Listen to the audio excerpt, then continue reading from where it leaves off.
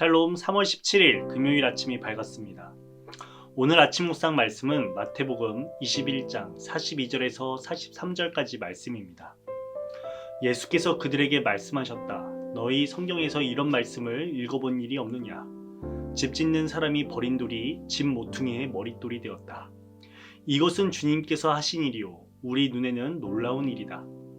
그러므로 나는 너희에게 말한다. 하나님께서는 너희에게서 하나님의 나라를 빼앗아서 그 나라의 열매를 맺는 민족에게 주실 것이다. 오늘 우리에게 주시는 하나님의 말씀입니다. 앞서 예수님께서는 예루살렘으로 나귀를 타고 나지막히 입성하셨습니다.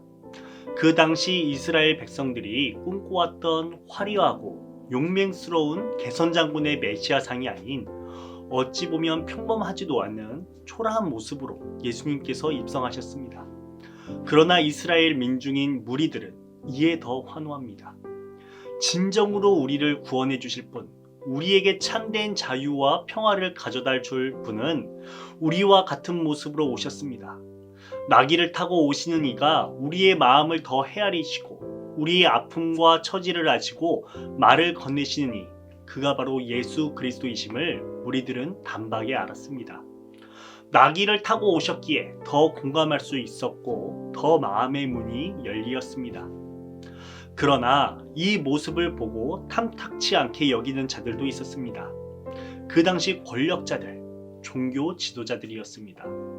그들은 부패하고 타락한 현실에 안주하며 변화를 싫어하였던 기득권자들이었습니다. 자신의 종교적 지위, 정치적 지위가 먼저였기에 이스라엘 백성들의 신음소리를 외면하였습니다. 아니, 외면하는 것을 넘어 예수님의 열광하는 무리들을 핍박하던 자가 바로 대제사장이요 장로들입니다. 예수님은 그들을 바라보시고 열매 없음을 한탄하시며 무화과 나무의 저주를 통해 그들의 행태를 경고하십니다. 그리고 오늘 비유를 통해서 다시 한번 그들의 욕망으로 가려진 신앙을 흔들어 깨우십니다. 비유의 내용은 이러합니다. 포도원에 집주인이 있었습니다. 그 주인은 농부들에게 세를 주고 멀리 떠났고 열매를 거두어 드릴 철이 가까이 왔을 때 소출을 받으려고 자기의 종들을 보내곤 하였습니다. 그러던 어느 날 열매를 거두어 드릴 때가 다가오자 주인은 농부에게 세를 받고자 종들을 보냈습니다. 그런데 희한한 일이 벌어집니다. 농부들은 배은망덕하게도 주인이 보낸 종들을 붙잡아 하나는 때리고 하나는 죽이고 또 하나는 돌로 내리쳤습니다. 그래도 주인은 다시금 다른 종들을 더 많이 보냈습니다. 하지만 이번에도 농부들은 그들에게도 똑같이 했습니다. 마지막으로 주인은 자기 아들을 보내며 큰 결단을 합니다. 그들이 내 아들이야 존중하겠지. 그러나 농부들은 그 아들을 보고 생각했습니다. 이 사람은 상속자다. 그들을 죽이고 그의 유산을 우리가 차지하자. 그렇게 포도원에는 비극이 발생합니다. 예수님은 대제사장과 장로들에게 이 비유를 마치시며 묻습니다. 포도원 주인이 돌아올 때에 그 농부들은 어떻게 하겠는가? 그러자 그들은 고백합니다. 그 악한 자들을 가차없이 죽이고 제때에 소출을 바칠 다른 농부들에게 포도원을 맡길 것입니다. 그러자 예수님은 시편 기자가 고백했던 말씀을 인용하시면서 말씀하십니다. 이 본문이 오늘 우리가 읽은 말씀입니다. 집 짓는 사람이 버린 돌이 집 모퉁이의 머릿돌이 되었다. 이것은 주님께서 하신 일이요 우리 눈에는 놀라운 일이다. 그렇습니다. 앞으로 도래할 천국은 아이러니하게도 집 짓는 사람이 가치 없다고 여겨 버려질 돌로 세워질 나라입니다. 놀랍게도 하나님께서는 버려진 돌을 통하여 세상에서 쓸모없다고 여긴 그 돌을 통하여 그 집 모퉁이의 머릿돌로 삼으십니다.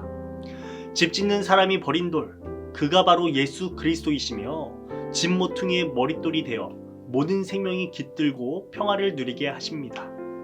그뿐만이 아닙니다. 예수님은 대적자들을 향하여 강하게 선포하십니다. 이 돌 위에 떨어지는 사람은 부스러질 것이요 이 돌이 어떤 사람 위에 떨어지면 그를 가루로 만들어 놓을 것이다. 예수님은 이 비유를 통해서 무엇을 전하고자 하셨을까요? 이 비유를 들은 대제사장과 바리새파 사람들은 단박에 자기들을 가리켜 하시는 말씀임을 알았습니다. 완악하고 굳어버린 심령을 가지고 있던 그들은 어떻게 반응합니까? 회개를 통해 자신의 삶을 반성하기보다 예수님을 찾고자 하였습니다. 하지만 예수님을 믿고 따르던 이스라엘 백성들이 무서워 그렇게 하지는 못했습니다. 사랑하는 신대 성도 여러분, 우리 역시도 종교 지도자들처럼 주님을 더욱 가까이 하면서도 더 잘한다고 고백하면서도 주어진 은혜를 저버리고 살고 있지는 않습니까? 화려함과 풍족함만을 쫓아 살아가면서 나귀를 타고 오신 그리스도, 건축가가 버린 돌과 같은 모습으로 오신 그리스도를 온전히 바라보지 못하고 계시지 않습니까? 열매 없이 물질과 탐욕에 눈이 멀어 죄악의 길로 향하고 있지는 않습니까? 오늘 이 시간 시선을 돌려 낮은 자리로 임하신 예수님을 온전히 바라보길 원합니다. 나지막한 삶의 자리에서 울려 퍼지는 예수님의 따스하고 세밀한 음성을 듣고 따라가길 소망합니다. 주기도문으로 아침 묵상을 마치겠습니다. 하늘에 계신 우리 아버지여, 이름이 거룩히 여김을 받으시오며 나라가 임하시오며 뜻이 하늘에서 이루어진 것 같이 땅에서도 이루어지리다.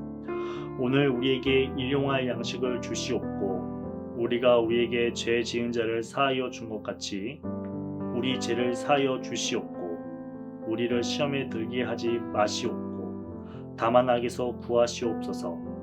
나라와 권세와 영광이 아버지께 영원히 있사옵나이다. 아멘.